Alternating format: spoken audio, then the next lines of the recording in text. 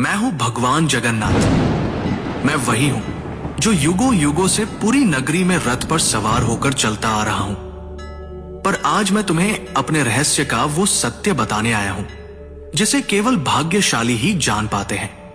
लोग मुझे जगन्नाथ कहते हैं, पर क्या तुम जानते हो मैं कौन हूं? मैं वही हूं जो द्वारका में श्री कृष्ण था, वही जिसने अर्जुन को गीता सुनाई, वही जिसने राधा के प्रेम को साक्षात ईश्वरत्व में बदल दिया, वही जिसने अधर्म के सामने धर्म को विजयी बनाया।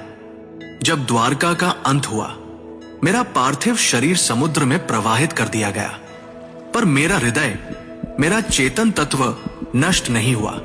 समुद्र में एक दिव्य काष्ठ पवित्र लकड़ी के रूप में प्रकट हुई और बहती हुई पुरी के तट पर आई। उसी समय राजा इंद्रद्युम्न ने मुझे स्वप्न में देखा। हे राजन, ये कोई साधारण लकड़ी नहीं, ये मेरा शरीर है, इससे मेरा विग्रह बनवाओ। राजा ने आदेश दिया। मूर्ति बनाने के लिए एक वृद्ध पुरुष प्रकट हुए। उन्होंने कहा, इन्हें गुप्त रूप से बनाऊंगा, कोई द्वार मत खोलना। वो कोई और नहीं, स्वयं विश्वकर्मा थे। जब मूर्तियां बन रही थी, रानी की चिंता बढ़ी। द्वार खुलवाया गया।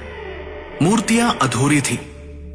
मेरे हाथ नहीं थे, मेरे चरण नहीं थे, पर तभी आकाशवाणी हुई, यही मेरा विराट रूप है, यही मेरा जगन्नाथ स्वरूप है, जहां मैं हर सीमा से परे हूं। जो मूर्ति नहीं, चेतना है, जो धर्म का रक्षक है। राजा ने मेरे उस दिव्य हृदय को मूर्ति में प्रतिष्ठित किया। वो हृदय जो श्री कृष्ण रूपी मेरी चेतना का केंद्र था, वो आज भी मेरी मूर्ति में वास करता है। हर 12 से 19 वर्षों में जब मेरी मूर्तियां बदली जाती हैं, उस हृदय को गुप्त रूप से नव विग्रह में स्थापित किया जाता है।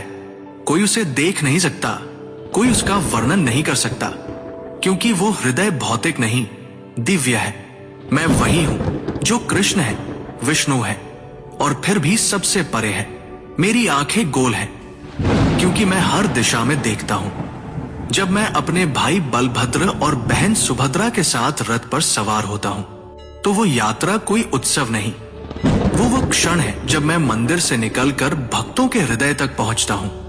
जब तुम मुझे सच्चे हृदय से पुकारोगे, ओम नमो भगवते जगन्नाथाय, तो तुम पाओगे कि मैं तुमसे कभी दूर था ही नहीं। मैं वही था तुम्हारे भीतर, तुम्हारी चेतना में।